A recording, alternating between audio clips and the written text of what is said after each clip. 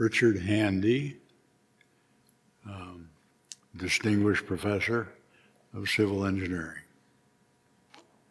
I came in 1947 and started in mechanical engineering. Then I went and visited Vicia and learned about geology, so I switched to geology. Took minors in civil engineering. Then my graduate work was with the civil engineering department. But I received a master's in geology and then a PhD in a combined soil engineering geology. And immediately was appointed assistant professor, and then just stayed with Iowa State as part of the Department of Civil Engineering. Well, let's see, I graduated in '56 and retired in '62. Well, when I came in 1947, fresh out of high school, it was Iowa State College. And the enrollment was an all-time high, over 8,000, because of the returning veterans under the GI Bill. And they were here, there were no nonsense. They were here to get an education. One of the first things I remember was we had to line up at the state gym for a physical examination. And at the entrance was apparently a student who was giving the colorblind test. And I took the test, and he said colorblind, jotted it down. And went along the line. I asked the young fellow in front of me, "Are you colorblind?" "Yes." And the one behind me, "Are you colorblind?" "Yes." And that taught one thing: don't believe everything you hear. A good lesson. Obviously, the student giving the test was colorblind.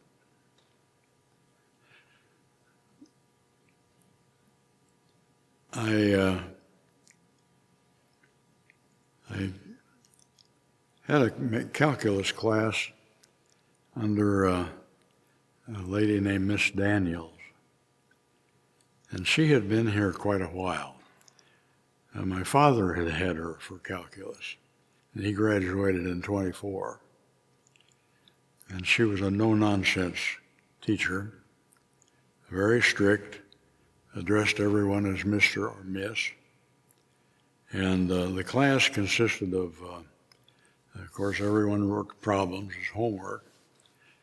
And then she would, with her grade book in hand, she would call on people in the class to work the problem at the blackboard, and then ask another class member what the significance of the problem was.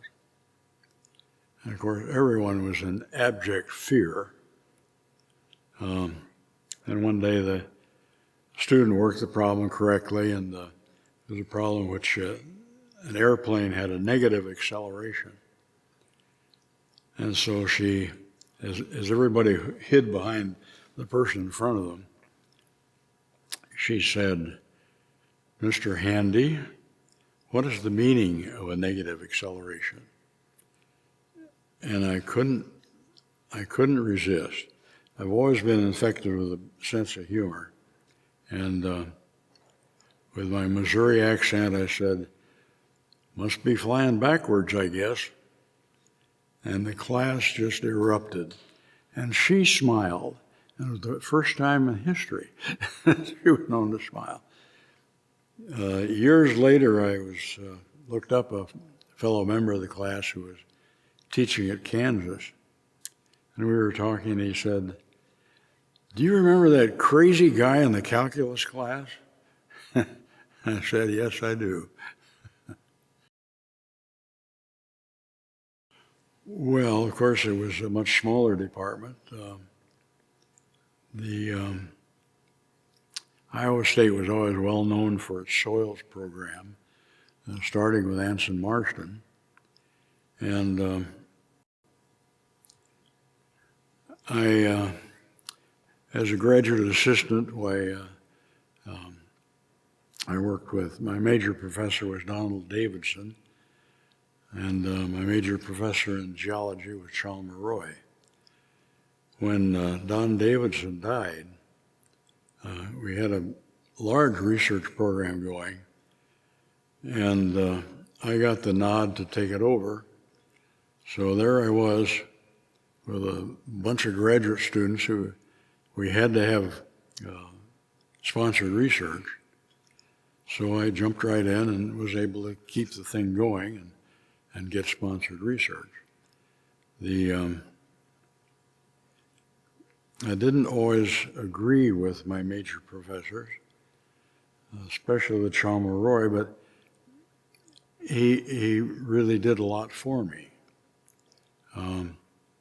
We disagreed on the origin of a common western Iowa soil called loess. Everybody else in the world thought it was windblown. He thought it was deposited by a river. And years later, I developed a mathematical analysis showing that the relationship was caused by a variable wind direction, that when the wind blew parallel to the river, it picked up the silt and deposited it right away. And a very simple mathematical analysis. And he just scoffed at it. He didn't like it at all. But when the time came to do research in Alaska, I happened to be selected and went up. I was the grad student who did the work, and they were the professors who told me what to do. So I had 2 summers in Alaska then.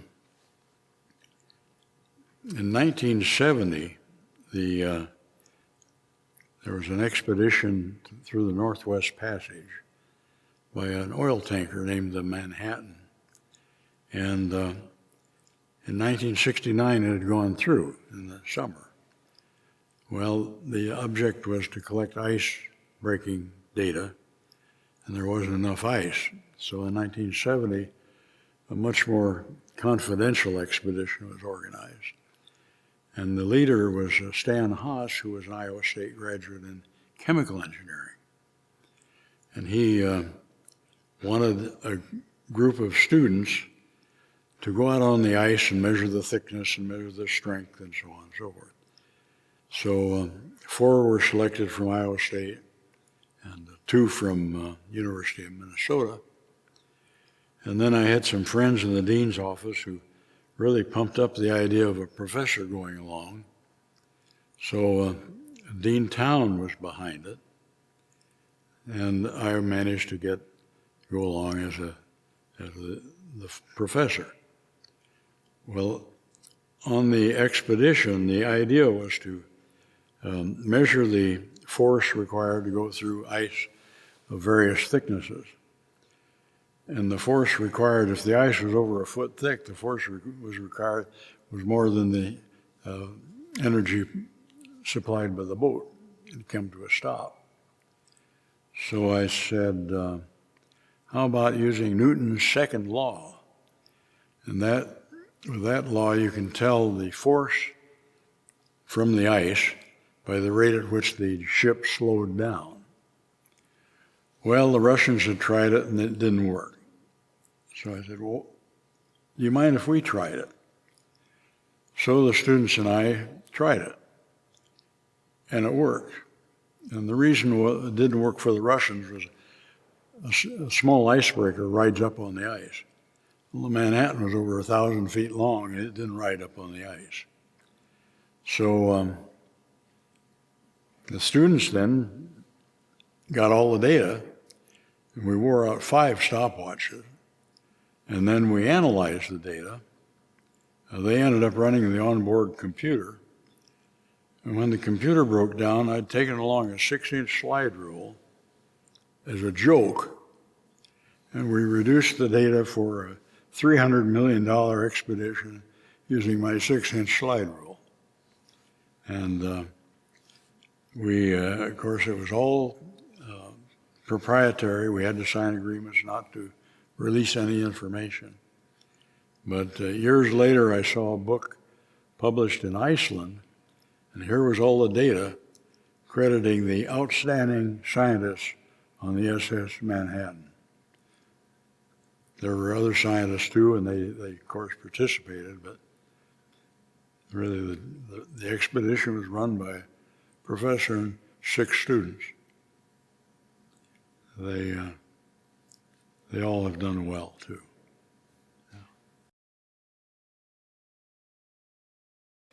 When I graduated with a PhD, I was offered a job with a research group in an oil company.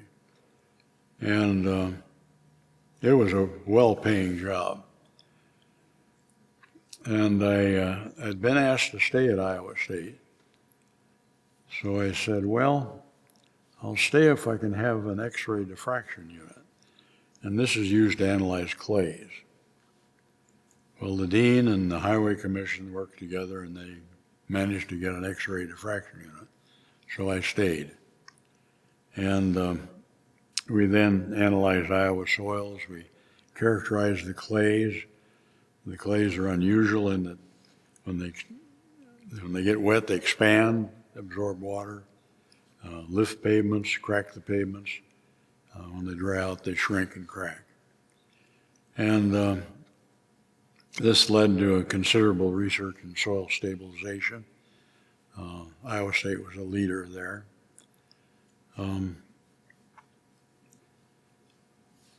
I had another offshoot from the Manhattan expedition that was kind of interesting. The Eskimos demonstrated building an igloo for us. And I took pictures. When I got home, I was looking at the pictures, and you know, the igloo in the cartoon is a hemisphere. Well, it's not a hemisphere. It's more like a parabola. And actually, it's a catenary. It's an exact catenary. A catenary is the shape held by a chain at the end. And there's no twisting moment. It's all pure tension. When you flip it over, it's pure compression.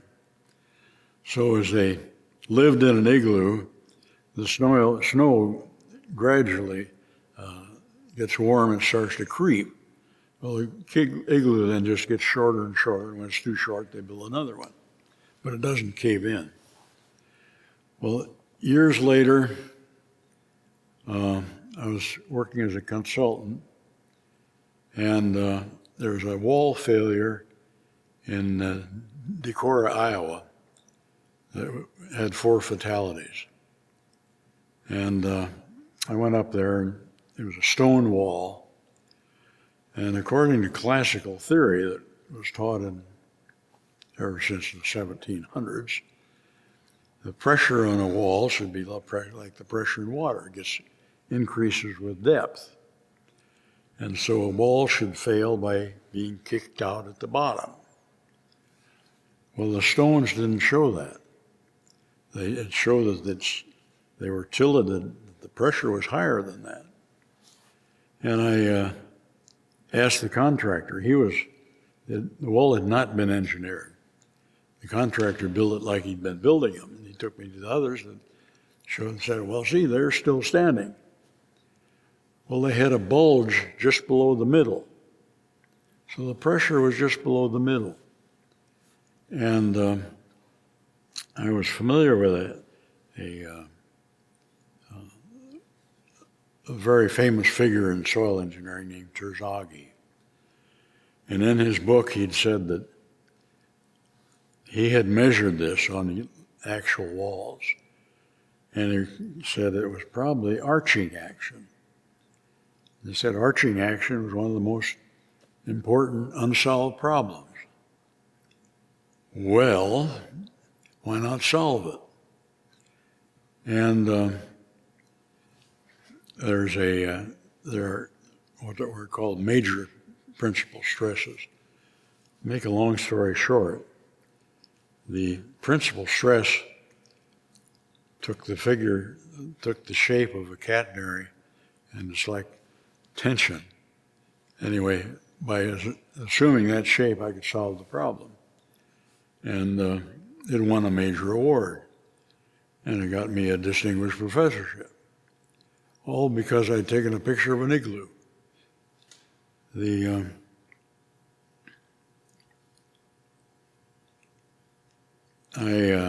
I was never registered as an engineer.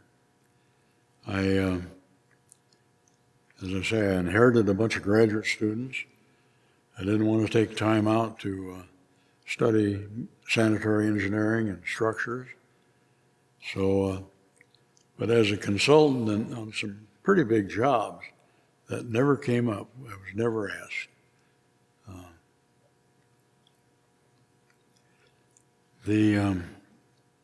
So I've always been afflicted with a sense of humor. And as a freshman, I happened to draw Leonard Feinberg in English as a professor. And Leonard's specialty was humor. He wrote many books, was internationally known for his humor. And years later, we became very close friends. And he said I was his best student. Well, as an undergraduate, I wrote an anonymous newspaper column that still is anonymous for the Daily. And then as a grad student, I thought, well, a newsletter would be appropriate, explaining what soil engineering is and so forth. The editor, John Bolton, was engineering, approved it, took it to the dean. He liked the idea. So we started a newsletter that came out bi-monthly. And I even got a congratulations from Carl Terzaghi, which I saved. But screenings, let's say, lasted, we had a circulation of 2,000. And 1 year I got 2,000 requests. So I devised a form letter so I could just check off various things. And then I discovered the form letter was quoted verbatim in a book on how to write letters. So I thought that was pretty funny. That's difficult because I was somewhat of a maverick. And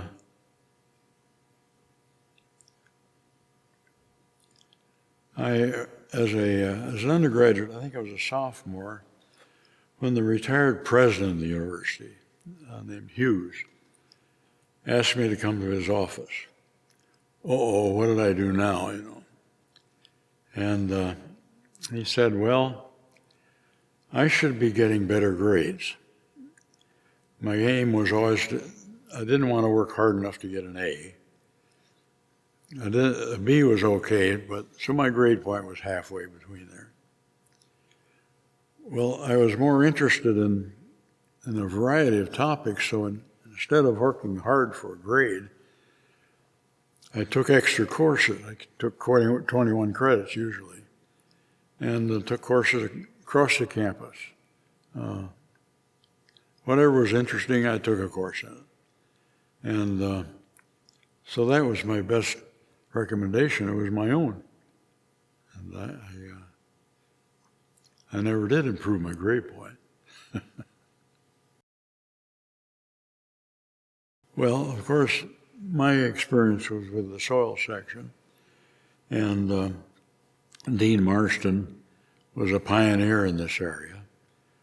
He developed a theory for the soil pressures on buried pipes. And it's widely used, widely accepted. And he was the first to do this. Later investigators followed up and extended the work, especially Professor Spangler, who I was very close with. Spangler wrote a very well-regarded textbook, and on his third edition, he asked if I'd be co-author. And I came up with all kinds of names for other people to recommend. And he said, if you're not my co-author, I'll do it alone. So that kind of shamed me into it. And it's now in its 5th edition. I've been asked to do a 6th edition. So that was important. Other areas of the department then developed their own reputation. You've already interviewed those people. Ironically, I discovered an error in Marston's theory. Now, he covered the error by performing tests so that the data were corrected. They ran all kinds of tests. The error was accepted, overlooked by numerous investigators, including Terzaghi. And I found the error. And it's about a sophomore level. It has to do with the definition of a ratio between vertical and lateral stress. And the definition applies to pure compression and pure tension. And when it's applied to soil in a trench, there's a shearing stress. That means that the definition should not apply. Well, it can be corrected, and I corrected it. I don't think anything was changed, but it showed that even the best can make mistakes, and I'm sure some of mine will be found. I'll tell a little story. I was doing some consulting work back east, or actually running tests with a rock tester that we invented. And there were two engineers who were graduates of MIT, and I mentioned a former student of mine that worked for the same company. Oh, he works all the time. He'd been promoted past them. They were kind of disgusted with us Iowa Staters. But I thought that was interesting, that MIT has been more theoretical, Iowa State more practical. We got to the point where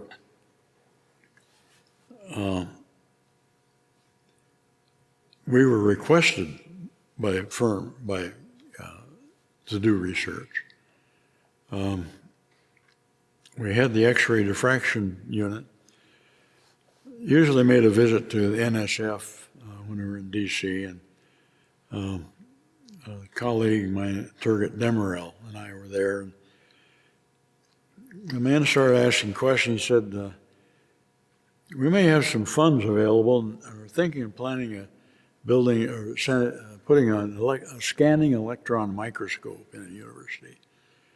And he started asking questions about, do you think it should be a university facility, or should it be in charge of a section?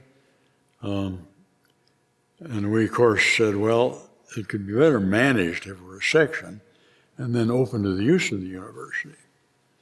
And other questions, on and on. Well, I had a feeling that he had something in mind. He indeed did. He was going to give it to Iowa State University. So we were the first. And it came all in a big crate. And meanwhile, other departments got wind of it, and they thought it should be an all-university facility. So it sat there for about a month. And finally, I wrote a note to the dean saying that the thing had been made in Korea. So I said, we keep hearing these noises, and it sounds like Korean, and he keeps asking for rice, and we pass the rice through the opening, and then it's quiet for a while. Well, the gag caught on, the message was delivered, and it was put in charge of the soil group, and we opened it to the university. I think the charge was just to cover beam time, $2 an hour, and everybody used it. We made a lot of friends that way. The X-ray machine was the same way. And again, practical, being practical. You know. I think something that has to do with teaching. I ran my advanced classes by doing actual jobs. And these were consulting jobs that were passed on by the people in the business. They usually were for homeowners that were strapped for money, so they really couldn't afford a professional to do it. So we would do it gratis, and it was recommended by the professionals. The course, I would give a lecture, outline what I thought was the problem, and then we would go out on the job, and the students would be in charge. They'd have to figure out what to do and how to do it, how to analyze it. I would stand there and they make suggestions. And they learned a lot from that. We even managed to get a drill truck from was retired by the Iowa Highway Commission. So the students did their own drilling. And it was a very popular course. We never arranged for transportation. It was up to them.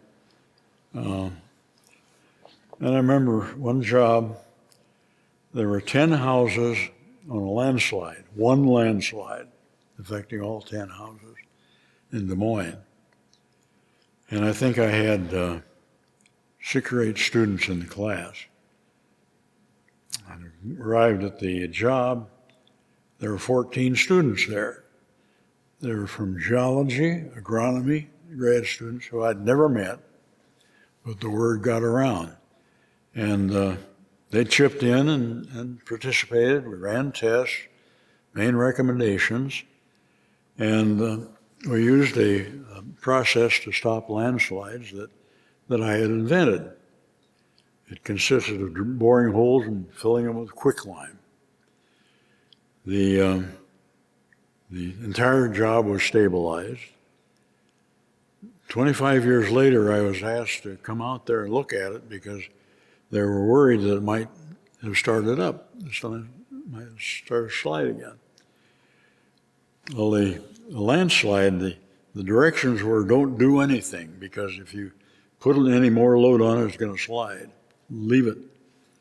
So they hadn't done anything except one homeowner had dug a garage back into the base of the landslide, took away that resistance from that, so it should have slid. Well, the garage was made with concrete block and there wasn't a crack in it. So we got a drilling machine out and we found our old boreholes, went halfway between. The soil was so hard we couldn't drill it. So that told us that the method really did work. And meanwhile, it had been used on many jobs. Specifically, it was best adapted to Iowa soils, but was used in Illinois and Kansas, Nebraska, and generally in the Midwest. It was targeted for expansive clays. We had a coffee pot, and in the lab, and of course we had donuts every day. So we'd stand around the coffee pot and make jokes. And I like to point out that it was better to have a joke that turned into an invention than an invention that turned out to be a joke. And in reading, I read a book by Arthur Koestler, who'd analyzed humor. And 1/3 of his book was devoted to the similarity between invention and joking. That all start with a weird idea and then end up with some snappy ending that changes the viewpoint.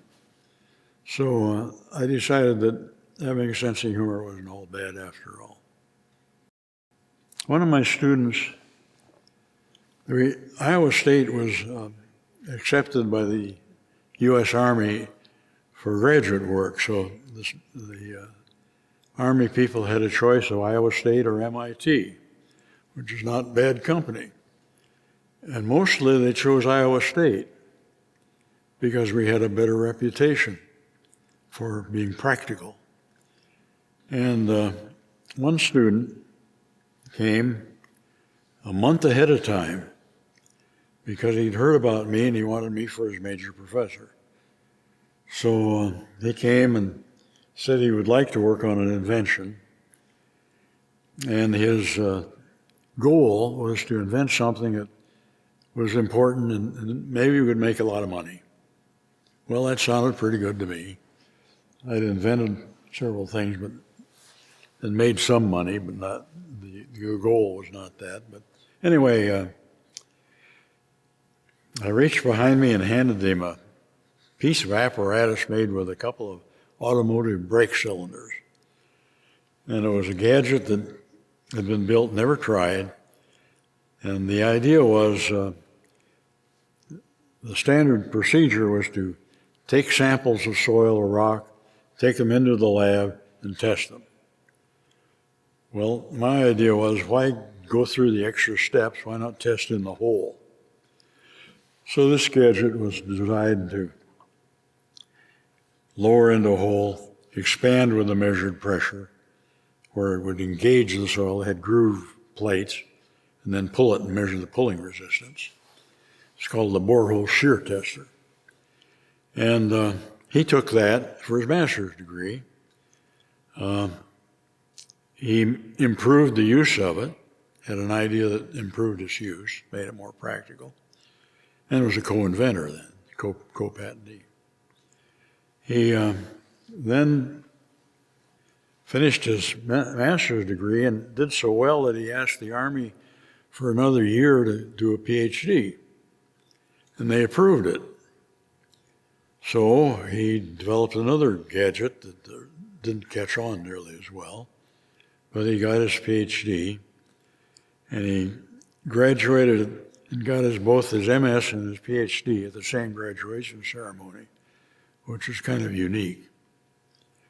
I don't want to focus on just one person because there are others who were equally successful. But this is kind of an interesting story because he was sent to Vietnam. They were having a lot of trouble with road building because the clay appeared to be expansive clay.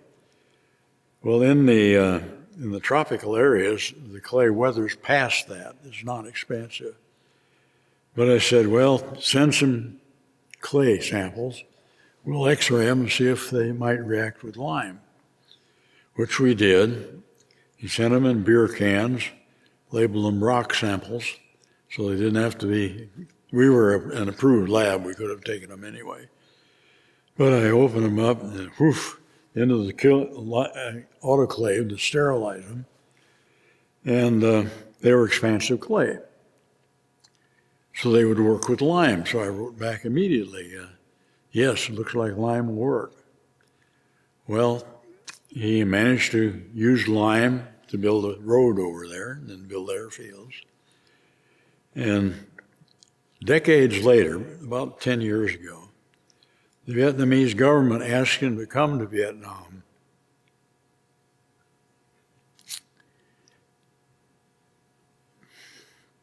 Excuse me.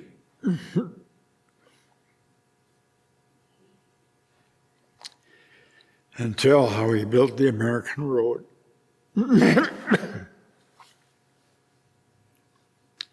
Which he did. And one of their chief engineer students then came to Iowa State for a PhD. I had another student on the Manhattan, and unbeknownst to me, a number of students got their heads together and contributed to the handy professorship. And I was talking with the head of the foundation, and he mentioned that this person, they'd asked him numerous times to donate. He said, well, handy, yes, okay. And I said, well, he went into the oil business, and he's probably a millionaire. And he said, spell that with a B.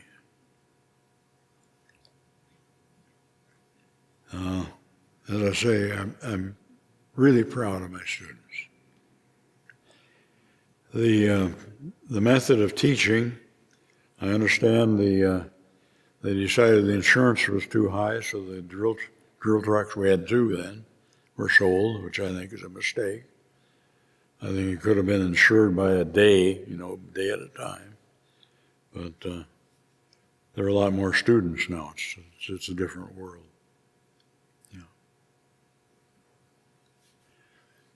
I've certainly run out of things to say.